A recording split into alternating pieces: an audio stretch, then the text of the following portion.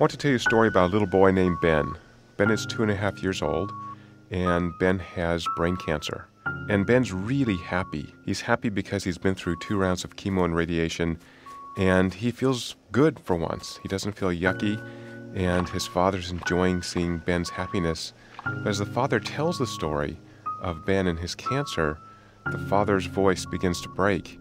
And he says, it's very difficult to play with Ben because Ben thinks everything is wonderful, but I know something that Ben doesn't, that Ben's dying. And he talks about how difficult it is to play with Ben, knowing that in 3 or 6 months, Ben will be dead. And yet Ben is so happy, he's so beautiful. And so the father tries as hard as he can to enjoy Ben, to be joyful around Ben. But then he says in the middle of this short story that it's an amazing thing to know how little time one has left. And as he says that statement, he has merged himself with his son. It's as if the father himself is dying. So in my laboratory, we've studied this story extensively. And what we found is that 2 primary emotions were elicited. One is distress, and the other is empathy. At the same time, when we asked people what they felt after the story was over, we really couldn't get very clear answers. So we began doing other studies on this story. So we took blood before and after, and we found that the brain produced 2 interesting chemicals. One is called cortisol, which focuses our attention on something important. So cortisol correlated with our sense of distress. So the more distress you felt, the more cortisol you released, and the more you paid attention to that stimulus. The second chemical release is called oxytocin, which is associated with care and connection and empathy. And oxytocin was correlated with people's sense of empathy. And the more oxytocin they released, the more empathic they felt towards Ben and his father. Now, we did something different after this experiment.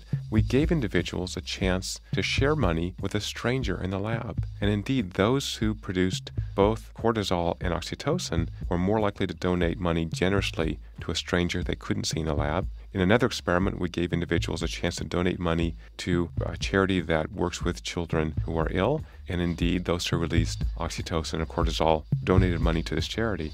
And in fact, the amount of oxytocin release predicted in both cases how much money people would share with a stranger or with charity.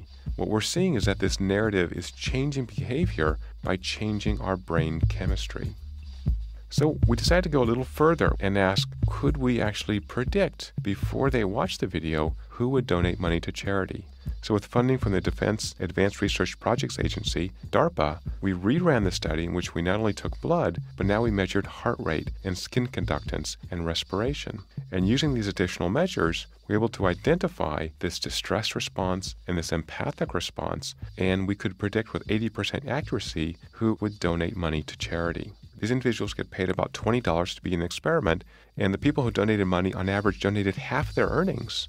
So we began to investigate this story further. We used functional brain imaging to identify the regions in the brain that were most active while watching that video compared to a control video in which Ben and his father were at the zoo. And what we found was that the most active areas for the emotional story were areas in the brain associated with theory of mind or understanding of what others are doing, and areas that are rich in oxytocin receptors that make us feel empathy.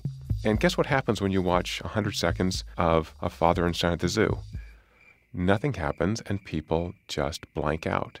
There's no reason for them to attend to this information because nothing's happening. There's nothing exciting. It's important to understand that stories have to have this particular structure.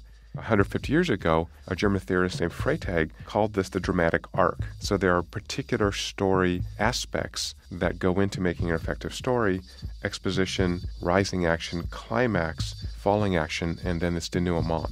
The story of Ben and his father talking about knowing his son is dying has those aspects. It captures their attention. There's a coming climax. How can Ben's father actually engage with his son in this wonderful, relaxed, playful way, yet knowing that his son will die soon? It seems like there may be a universal kind of story structure. So stories are powerful because they transport us into other people's worlds, but in doing that, they change the way our brains work and potentially change our brain chemistry. And that's what it means to be a social creature, is to connect to others, to care about others, even complete strangers. And it's so interesting that dramatic stories cause us to do this. In these experiments, they do it in a very functional way. People are donating money because they want to help Ben and his father.